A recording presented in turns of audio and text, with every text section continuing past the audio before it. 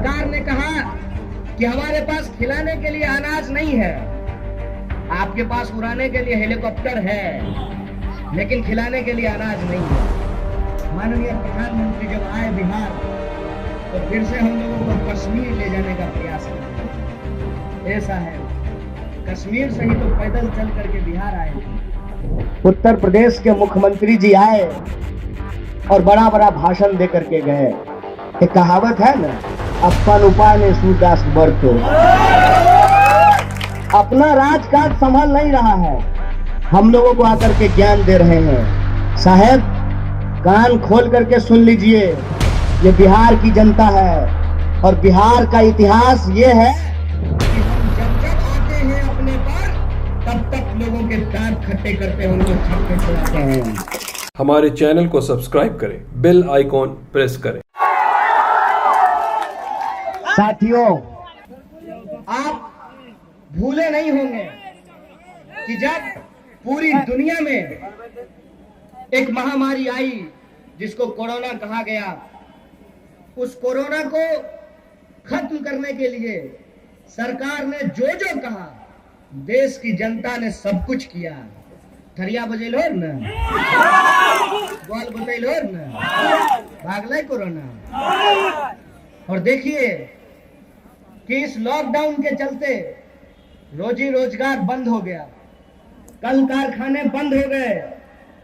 हमारे आपके परिवार के सदस्य, उनको वापस आने के लिए बस ट्रेन नहीं था।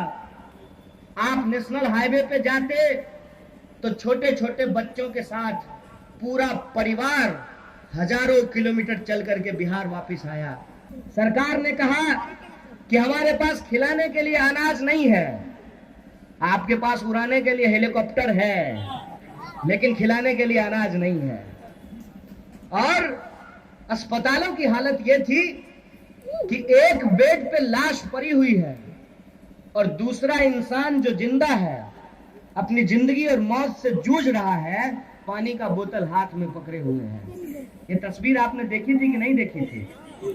पूरा बिहार को पूरा देश देख रहा है कि कोरोना के इस दौर में, लॉकडाउन के इस दौर में सरकार ने जो हमारे साथ छलावा किया, विकास और सुशासन के नाम पे जो हमारे साथ धोखा किया, क्या बिहार की जनता उसको पटकनी देती है कि नहीं देती है? बोलिए, दीजिएगा कि नहीं दीजिएगा?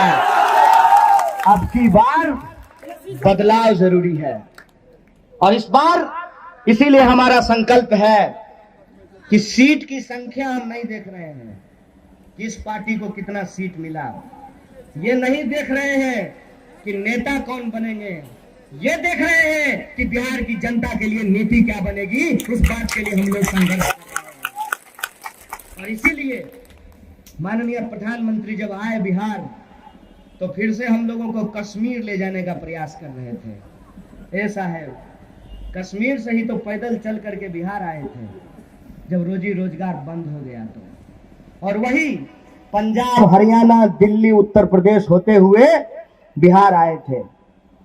उत्तर प्रदेश के मुख्यमंत्री जी आए और बड़ा बड़ा भाषण दे करके गए। एक कहावत है ना, अपन उपाय ने सूरदास बरतो। अपना राजकाज संभाल नहीं रहा है, हम लोगों को आकर के ज्ञान दे रहे हैं। साहब कान खोल करके सुन लीजिए, ये बिहार की जनता है और बिहार का इतिहास ये है कि हम जब जब आते हैं अपने पर, तब तक लोगों के दांत खट्टे करते हैं, उनको छक्के छुड़ाते हैं।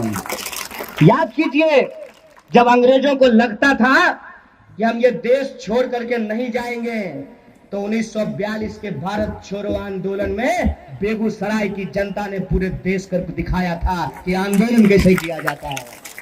याद कीजिए, चाहे कोई भी दौर रहा हो, जब सत्ता निरंकुश होने लगती है तो बिहार का जनता जना भैंसी के लोग नहीं नाथे छे, वही नाथने का काम करती है।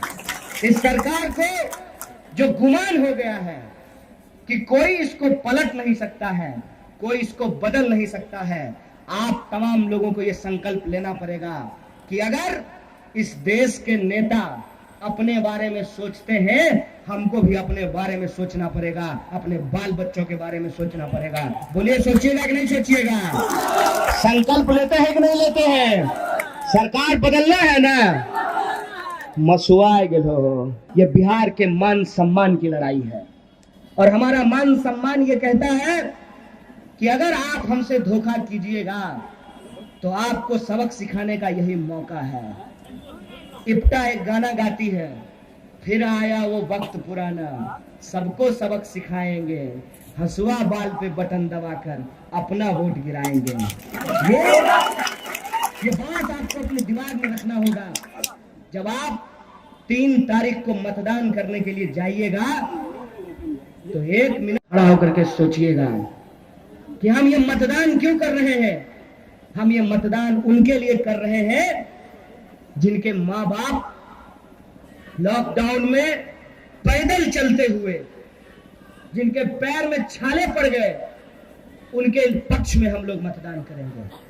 जब आप 3 तारीख को मतदान करने के लिए जाइएगा तो आप सोचिएगा कि हमारे बच्चे जो इंजीनियरिंग करके, ITI करके, पॉलिटेक्निक करके, BA करके, BSc करके, MA करके, PhD करके अपनी डिग्री लेकर के नौकरियों का इंतजार कर रहे हैं, उनके भविष्य के लिए मतदान कीजिएगा।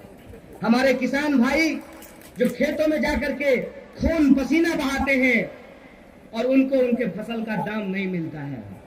एक उदाहरण सोच करके देखिए, आपका मकई का न्यूनतम समर्थन मूल्य आपको नहीं मिलेगा, लेकिन आपके मकई से जो मकई का उजड़का लावा होता है ना, अंग्रेजी में उसको पॉपकॉर्न कहते हैं। वही सिनेमा हॉल में जब आप पॉपकॉर्न खाइएगा तो 250 रुपया का पैकेट मिलता है, 5 ग्राम। लेज का चिप्स का पैकेट देखे हैं, ऊपर से फुला रहता है, अंदर में 4 गो चिप्स रहता है। वही ये सरकार है, वही ये सरकार है कि आपसे आपके चीजों को सस्ता लेती है और आपको आपके जीवन की जरूरत की चीजें महंगा देती है। ये व्यवस्था हम बदलना चाहते हैं। वो चाहते हैं कि फिर से हिंदू मुसलमान करें। हम कहते हैं कि हिंदू मुसलमान नहीं होने देंगे।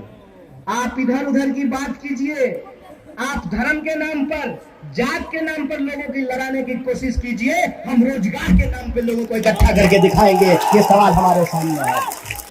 जब हमारी ही यूनिवर्सिटी की पढ़ी हुई माननीय मंत्री साहिबा कह रही थी कि पूरे बिहार को फ्री वैक्सीन देंगे, तो हमको अपना दिन याद आ गया। जब हम स्कूल में पढ़ते थे तो 50 रुपया दिहाड़ी पे घर घर घूम करके पोलियो का ड्रॉप पिलाते थे। बताइए, उस वक्त का सरकार भी अगर कहता कि नहीं हम बिहार को फ्री देंगे और बंगाल से पैसा लेंगे तो आपको अच्छा लगता सुनने में? ये झूठ क्यों बोला जा रहा है? ये धोखा क्यों दिया जा रहा है? एक तो वैक्सीन अभी आया नहीं है, दूसरा वैक्सीन आने से पहले ही चुनाव आ गया है। तो कुछ तो ऐसी बात हो ना कि फिर से लोगों को ठगा जा सके। जैसे ठगा गया कि आपके खाते में 15 लाख रुपया आ जाएगा। क्या बोल लोग के हाथ उठबो एको को नहीं इहल कहै छियो। भाजपो वाला से दुकान पर लड़ाई के जरूरत नहीं छै। ऐसा नहीं छै खाली तोरे ठेक लेलको है, बेचारा ओकरो ठेक लेलको है। ओकरा कही हो यारवा रहबै ज्वारे साथ चाय पी रहलिए हैं, साथे जेबे बेगूसराय वह टाटा में लटक के, तो आपस में लड़ा कौन जरूरी? और ये बात मैं जोर दे करके आपको कहना चाहता हूँ, कुछ हमारे साथी बदलाव की उम्मीद में जोश से लबरेज हैं। मैं आपके जोश को सलाम करता हूँ और सरकार के प्रति गुस्सा भी स्वाभाविक है। अगर हम ही आज जो है लंबा लंबा भाषण दे दें और कल को सरकार बने तो अपना ही संकल्प पत्र अगर हम भूल जाएं तो हमको भी गाली पड़ेगी। ये बहुत स्वाभाविक बात है। लोकतंत्र में असली मालिक जनता है और जनता के सवालों को जो सरकार पूरा नहीं करेगी, चाहे ये सरकार हो या वो सरकार हो, तो उसके प्रति गुस्सा होना स्वाभाविक है। लेकिन गुस्सा का ये कतई मतलब नहीं है कि हम अपने जोश का इस्तेमाल कहीं और कर दें, जोश में होश खो दें। जोश में होश खोने की जरूरत नहीं है। मैंने कई जगह ये घटनाएं देखी कि सत्ता पक्ष के नेताओं के साथ धक्का मुक्की हो रहा है, स्वाभाविक बात है, लेकिन उनके साथ क्या धक्का मुक्की करेंगे? उनका बेचारा का क्या वैल्यू है? विधायक सब के ना, एगो चौकीदारों इतना वैल्यू नहीं बचले है। हम सच बात बता रहे हैं आपको। विधायक अगर फोन करे थाना प्रभारी को, कहेगा रखिए बाद में बात करेंगे। ये हम थाना प्रभारी का बात बोल रहे हैं। डीएम को तो छोड़ दीजिए, एसपी को तो छोड़ दीजिए, डीजीपी को तो छोड़ दीजिए। ऐसा क्यों हुआ है? ऐसा इसलिए हुआ है कि जब विधायक जनता से वोट लेकर के अपना ईमान बेच देते हैं तो उनका रुतबा चला जाता है। किसी भी लोकतांत्रिक प्रक्रिया में नेता की ताकत जनता होती है, और जिस दिन नेता जनता से कट जाए उस दिन ब्यूरोक्रेसी उसका सुनना बंद कर देती है।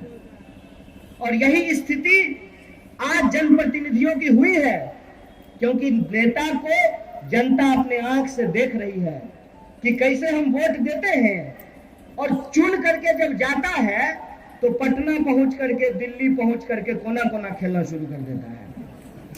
आप देखिए कि कैसे चुने हुए विधायकों को कैदी की तरह बस पे बिठा करके इस होटल से उस होटल घुमाया जाता है। इसीलिए जब आज हम आपके बीच आए हैं तो पूरी जिम्मेवारी से ये बात कह रहे हैं कि अगर आप सूर्यकांत जी को जिताइएगा तो कम से कम आपको होटल होटल इनको आप घूमते हुए नहीं पाइएगा।